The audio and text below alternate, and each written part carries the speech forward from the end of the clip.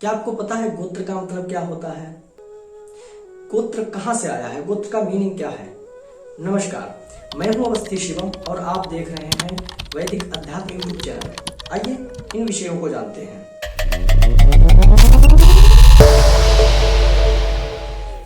गोत्र का अर्थ है आप जिन ऋषियों की संतानें हैं, जैसे कि उपमन्यु, भारद्वाज, सांडिल्य, अंगिरा, कात्यायनी एवं जामदग्नि इत्यादि गोत्र होते हैं। इन गोत्रों का अर्थ है हम इन ऋषियों की संतानें हैं। जैसे कि अगर आपका उपमन्यु गोत्र है तो आप उपमन्यु ऋषि की संतान हैं, आपकी वंशावली वहां से चली है। अगर आपका भारद्वाज गोत्र है तो आप भारद्वाज ऋषि की संतान हैं।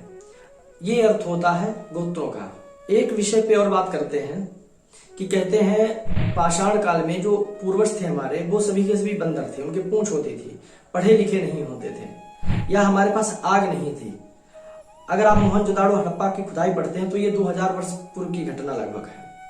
पाषाण काल 3 प्रकार से था: पुरा पाषाण काल, मध्य पाषाण काल और उत्तर पाषाण काल। पुरा पाषाण काल की अवधि लगभग 5000 वर्ष है। हमारे पास उसमें आग नहीं होती थी, वस्त्र नहीं होते थे, विद्वान लोग नहीं होते थे, पूर्वजों की पूंछ निकली होती थी। ठीक है, मान लिए 5000 साल पहले ये सब नहीं था। और अगर उससे हम पहले जाते हैं, गीता जब लिखी गई तो लगभग 5500 वर्ष पूर्व गीता लिखी गई। लगभग 7000 वर्ष पूर्व कृष्ण अथवा महाभारत इत्यादि ये सब हुआ। तो वो कौन सी आग थी जो अर्जुन अपने बाणों से निकाल देते थे? वो कौन से वस्त्र थे जो द्रौपदी का चीरहरण हुआ था? वो कौन से ऋषि मुनि हुए थे जिन्होंने शास्त्र लिखे, पुराण लिखे, वेदों का विभाजन किया? भाई, अगर हमारे ऋषि पूर्वज जो थे मूर्ख थे तो उनको ये सब चीजें नहीं आनी चाहिए। हमारे पास आग नहीं थी तो वो कौन सी आग थी जो अर्जुन अपने बाणों से बरसाते थे? सोचने वाला विषय है। और अगर वो लोग सभी समाप्त हो गए, हम दूसरे लोग हैं, तो फिर हमारा ये गोत्र क्यों है? हमारा उपमन्यु गोत्र है, भारद्वाज गोत्र है, अंगिरा गोत्र है, गर्ग गोत्र है। ये गोत्र क्यों है? क्योंकि ये सभी ऋषि तो सतयुग के समय के हैं। हमारी गोत्र प्रथा क्यों? इसका सिर्फ अर्थ समझिए। आधुनिक इतिहास और हमारा पुराना इतिहास दोनों में बड़ी भिन्नता है। दोनों कभी एक साथ नहीं आ सकते। हमारे पूर्वज कभी बंदर हुए ही नहीं थे। हमारे पूर्वज तेजस्वी थे, विद्वान थे, योग्य थे, श्रेष्ठ थे। हमारे पूर्वज अर्जुन हैं, हमारे पूर्वज राम हैं, हमारे पूर्वज वेदव्यास ऋषि हैं, हमारे पूर्वज उपमन्यु हैं, हमारे पूर्वज श्रृंगी ऋषि हैं, जामदग्नि हैं, भरद्वाज हैं, गौतम हैं, अत्रि हैं, वशिष्ठ हैं। ये सब हमारे पूर्वज हैं। हमें पता नहीं वो पूर्वज कौन से थे जिनके पूंछ होती थी, जो मूर्ख होते थे, बल्कि हमारे शास्त्र और पुराणों के अनुसार तो हमारे पूर्वज ये होने चाहिए।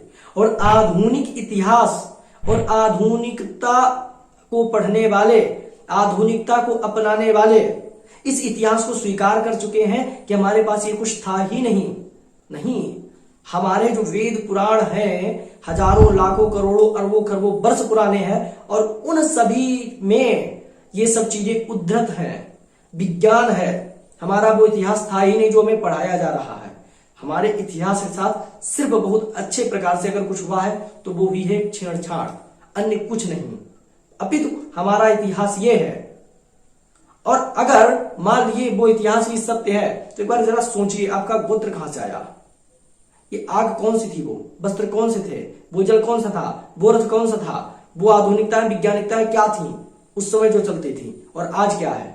सोचिएगा। इसी के साथ मैं लेता हूं आपसे विदा और मिलते हैं एक अगले नए वीडियो में। जय श्री कृष्ण।